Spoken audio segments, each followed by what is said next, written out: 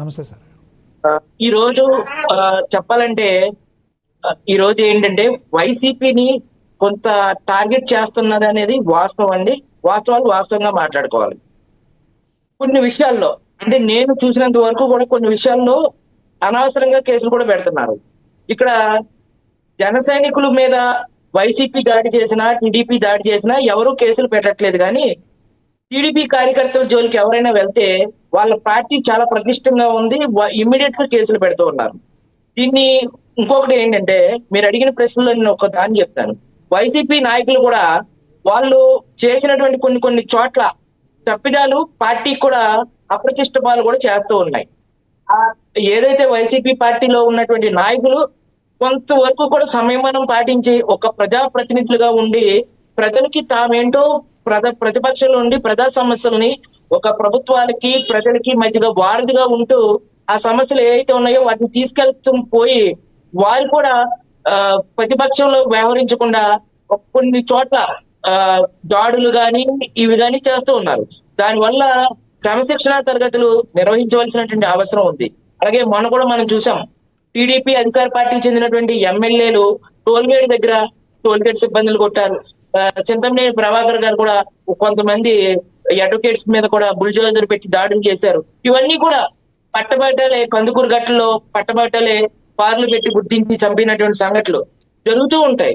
కానీ ఏ పార్టీ అయినప్పటికీ, వైసీపీ అవని టీడీపీ అవని, ఏ పార్టీ అయినప్పటికీ కూడా ఆ పార్టీ నాయకులు చిత్తశుద్ధితోటి వ్యవహరించాల్సినటువంటి అవసరం ఖచ్చితంగా ఉందండి. ఇప్పుడు జనసేనలో కూడా చూసుకుంటే అరవా శ్రీధర్ గారు కూడా కొన్ని తప్పిదాలు చేశారు. అలాగే ప్రతిపక్షం అధికార పక్షం అందరూ కూడా ఇటువంటి తప్పిదాలు ప్రజాప్రతినిధులుగా ఉండి అన్ని పార్టీల్లో ఉన్న వ్యక్తులు కూడా తప్పిదాలు చేస్తూ ఉన్నారు. ఇక్కడ నేను ఒక మాట అయితే నేను చెప్తానండి. మొన్న ఒక సంఘటనలో నాతో పాటు కోర్టులో ఉన్నాడు ఒక అతను, వైసీపీకి చెందినటువంటి వ్యక్తి. ఆ వ్యక్తి ఆ సంఘటనలో లేకపోయినా ఆ వ్యక్తి మీద కూడా కేసు పెట్టారండి. అది తప్పని నేను ఖండిస్తూ ఉన్నా. ఒక ప్రజాస్వామ్యంలో లేని వ్యక్తుల మీద కూడా కేసులు పెట్టి కక్ష సాధింపు అనేది చేయడం అనేది తప్పు. పోలీసు వ్యవస్థ దేనికోసం పనిచేయాలి? ప్రజాప్రతినిధులు కాపలాగా కాకుండా ప్రజలకి ఉండేటువంటి సమస్యల మీద పనిచేయాలి. ఇక్కడ దానికి విరుద్ధంగా జరుగుతుంది. గత ప్రభుత్వంలో కూడా అంతే అండి.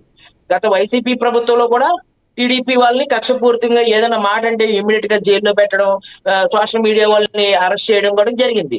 ఈ ప్రభుత్వంలో కూడా అంతే అండి. అంటే ప్రభుత్వాలు ఇంకో వ్యక్తుల మీద ప్రజాప్రతినిధుల మీద కక్షపూర్తిగా వ్యవహరించడం వల్ల ఇది ప్రజాస్వామ్యంలో ప్రజలకి జరగవలసిన న్యాయం అనేది పక్కదారి పెట్టేస్తుందండి. నేను అన్ని పార్టీల గురించి మాట్లాడుతున్నాను ఒక అనలిస్ట్ గా, అంతేగాని ఒక పార్టీని నేను భుజాన్ని వేసుకుంటలేదు ఇక్కడ. అందువల్ల ప్రజాప్రతినిధులు తమ పార్టీల అభిష్టం మేరకు అభివృద్ధి కార్యక్రమాల్లోనూ ప్రజల కోసం పనిచేయాలి తప్ప, నేను ఏదైతే విరూపాక్ష గారు ఉన్నారో ఆ విషయంలో అయితే అక్కడ జరిగినటువంటి అల్లర్లు నేను తప్పుపడుతూ ఉన్నాను. మన కానిస్టేబుల్ గా ఒక ఎస్ఐ గారి మీద వైసీపీ నాయకులు అలా వెళ్ళటం అనేది నేను తప్పు పట్టిస్తున్నాను. అలాగే చింతమనేని ప్రభాకర్ గారు ఈ అడ్వకేట్స్ మీద బుల్డోజర్ తీసుకెళ్లటం, అలాగే టోల్ గేట్ దగ్గర కొట్టడం, ఇంకా చాలా సంఘటనలు ఉన్నాయండి. ఇటువంటి సంఘటనల విషయాల్లో కూడా నేను ఖండిస్తూ ఉన్నా. ప్రజాప్రతినిధులు ఎప్పుడు కూడా ప్రజలకి ఆదర్శంగా ఉండాలి. అటువంటి వ్యవహారం కాకుండా ప్రజలకు ఆదర్శంగా కాకుండా ఇలాగా పక్కదారి పడుతూ ఉన్నారు. ఇదే నేను చెప్తానండి. అయితే అయ్యప్ప గారు ఇక్కడ ప్రధానంగా వైసీపీ పార్టీ అనే కాదు, మీరు అన్నట్లుగా ప్రతి పార్టీలో కూడా ఏదో ఒక రకంగా ఇలాంటివి జరుగుతూనే ఉన్నాయి. వీటికి అడ్డుకట్ట వేయాలంటే ఏం చేయాలంటారు? అసలు నేను అదే చెప్తానండి. క్రమశిక్షణ అనేది చాలా అవసరం అండి.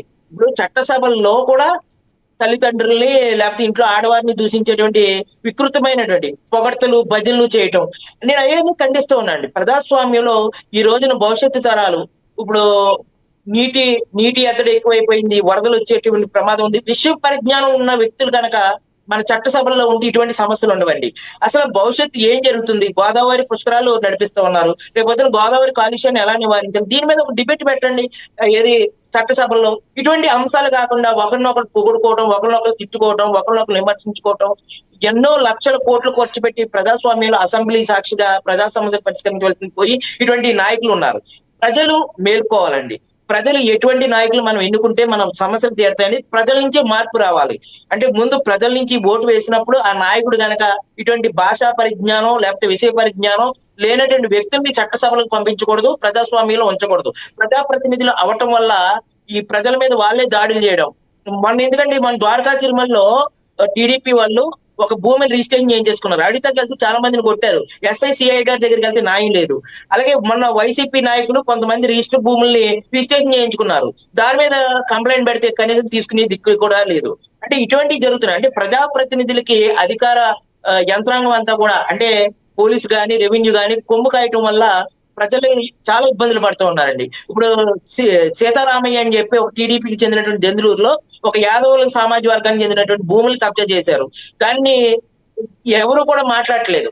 అంటే ఇటువంటి నేను ఏం చెప్తున్నానంటే అటు వైసీపీ అయినా టీడీపీ అయినా జనసేన అయినా ఎవరైనా సరే ప్రజా అభిష్టం మేరకు నడవాలి. మీరు అడిగారు ఒక ప్రశ్న, ఏం చేయాలండి? ప్రజల నుంచే మార్పు రావాలండి. ఇటువంటి నాయకుల్ని ఏదైతే చట్టసభలకు పంపించకుండా ఒకసారి తప్పు చేస్తే రెండోసారి చట్టసభలకు కూడా పంపించకుండేటువంటి చట్టాలను తీసుకురావాలి.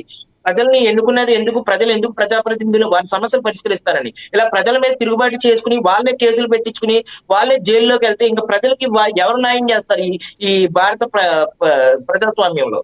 అందువల్ల ఖచ్చితంగా నాయకుడు అనేవాడు చిత్తశుద్ధితోటి తమ ప్రజల్ని కాపాడేటువంటి వ్యక్తిగా ఉండాలి. ప్రజలే వారి మీద నాయకుడే మంచోడు కాదని కేసులు పెట్టేటువంటి సందర్భం ఏర్పడింది. ఇప్పుడు మీరు ఇంకో విషయం అడిగారు, వైసీపీ ప్రతిష్ట దెబ్బతింటుందా, ఇలా దారిపోతుందని. నేను కొన్ని విషయాలు అయితే చెప్తానండి. వైసీపీ చాలా మంచి పనులు చేసింది, కొన్ని చెడ్డ పనులు చేసిందండి. మంచి పనుల్ని ప్రమోట్ చేసుకోవడం వాళ్ళు విఫలమయ్యారు. ఆ మంచి పనులు చేసుకోవడం మీ ప్రభుత్వ పాలనలో మీరు ఏం చేశారు? అలాగే టీడీపీ కూడా మంచి పనులు చేసింది, కొన్ని చెడ్డ పనులు చేసింది. ఆ మంచి పనులు ఏమేం చేశారు? అలా రాజధాని ఎలా డెవలప్ చేస్తున్నారు మీరు చెప్పండి. అలాగే వైసీపీ వాళ్ళు చేసినటువంటి మంచిని ప్రోత్సహించండి. ఎప్పుడు చూసినా వాడిని వీని తిట్టడం, లేకపోతే ఒకరినొకరు విమర్శించుకోవటం, ప్రజల్ని తప్పుదారి పట్టించడం, ప్రజల్ని ఇబ్బందులు పెట్టడం, ఇవన్నీ చేయకూడదని చెప్పి మన ఛానల్ ద్వారా ఒక అనలిస్ట్ గా నేను కోరుతా ఉన్నా. రెండు పార్టీలని కూడా, వైసీపీ టీడీపీ వాళ్ళు. ప్రజలకి మీరు చెప్పేదండి, ప్రజల గురించి కూడా ఏమైనా చెప్తారా? ఖచ్చితంగా అండి. ప్రజాస్వామ్యంలో ఈ రోజున పోలీసు వ్యవస్థ మొత్తం దిగజారిపోయిందండి. నేను చెప్తున్నాను, ఎమ్మెల్యేకి 10 లక్షలు ఇస్తే పోస్టింగ్ వేస్తున్నారు. ఏ ప్రభుత్వం అయినా సరే, వైసీపీ అయినా టీడీపీ అయినా, రేపు ఇంకో ప్రభుత్వం వచ్చినా కానీ, అంటే పోలీసులకి పోస్టింగ్ కి రేటు కట్టిస్తున్నారు. వాళ్ళు చెప్పినట్టు తందారా అంటే తాను తందారా అంటున్నారు. ఇటువంటి వ్యవస్థలు పోవాలి. ఇప్పుడు ఏదైతే జంజీ రాజకీయం అంటున్నారు, ఇప్పుడు మహాబలశాలైనటువంటి 2 పార్టీలు తమిళనాడులో ఏ రకంగా ఒక విజయ్ గారికి తల వంచాయో, అలాగే కొత్త రకమైనటువంటి పార్టీలు మన ఆంధ్రప్రదేశ్ లో కూడా రావాలి. అటువంటి పార్టీలను ఆదరించాలి. డబ్బు లేనటువంటి రాజకీయాన్ని మనం చూడగలిగితే, ఖచ్చితంగా ఓటుకి డబ్బు ఇచ్చేటువంటి రాజకీయాన్ని చూడగలిగితే, డబ్బు లేకుండా ప్రజలే నిష్పక్షపాతంగా కొత్త నాయకులను ఎన్నుకుంటే ఖచ్చితంగా ఇటువంటి సమస్యలకి కొంతవరకైనా చెక్కు పెట్టచ్చు. చూస్తూ ఉన్నాం, భవిష్యత్తులో ఆంధ్రప్రదేశ్ ఏమైపోతుంది అనేది ఒక బాధ అయితే ఖచ్చితంగా ఉందండి. ఎందుకంటే నదులన్నీ కాలుష్యం అయిపోయినాయి, వ్యర్థాలన్నీ పెరిగిపోయినాయి. ఓ పక్కేమో నాయకులేమో వాళ్ళ విష పరిజ్ఞానంతో ముందుకెళ్ళాలి. తాగు నీరు కూడా ఎక్కడ పడితే అక్కడ కలుషితం అయిపోయినాయి. ఏ నీరు తాగినా కలుషితమైనటువంటి నీరు గోదావరి జిల్లాలు కానీ మొత్తం అన్ని కూడా. భవిష్యత్తులో తాగడానికి నీళ్ళటువంటి సందర్భాలు ఏర్పడేటువంటి పరిస్థితులు ఉన్నాయి.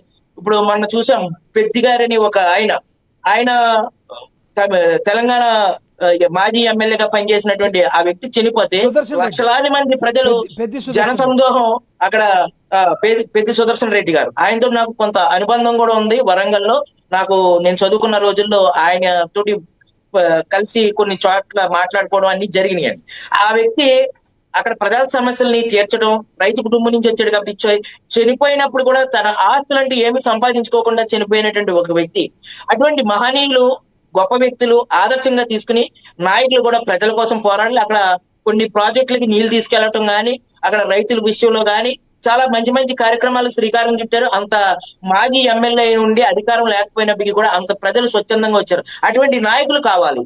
నేను ఏ పార్టీని విమర్శించట్లేదు. ఏ పార్టీలో ఉన్నా సరే నాయకులు మంచి వాళ్ళు ఉన్నారు, చెడ్డ వాళ్ళు ఉన్నారు. ఇప్పుడు అశోక్ గజపతి రాజు గారు ఉన్నారు టీడీపీలోనే. ఆయన ఎప్పుడు కూడా ఏనాడు కూడా వివాదాలలో కానీ వివాదాస్పదంగా కానీ ఎప్పుడు లేరు. ఆయన చాలా మంచి నాయకుడు. అలాగే పవన్ కళ్యాణ్ గారు ఉన్నారు, నీతి నిజాయితీగా పనిచేస్తూ ఉన్నారు. ఇట్లా ఒక మంచి నాయకత్వం అనేది భవిష్యత్తులో ఉండాలి. అలాగే ఈ వైఎస్ఆర్సీపీలో కూడా చాలా మంది మంచి మంచి నాయకులు ఉన్నారండి. ఇప్పుడు వంగవీటి రాధా గారు గతంలో పనిచేశారు. ఆయన ఎప్పుడు కూడా ఎక్కడ కూడా అవినీతి చేయలేదండి. అటువంటి మంచి మంచి నాయకులు ఆ పార్టీలోనూ పనిచేశారు, ఈ పార్టీలోనూ ఉన్నారు. అందువల్ల మంచి నాయకుల్ని ఎన్నుకోవాలి. ప్రజలే స్వచ్ఛందంగా తమ ఓటు ద్వారా మంచి నాయకత్వాన్ని ఎన్నుకుంటే ఇటువంటి సమస్యలు రావు.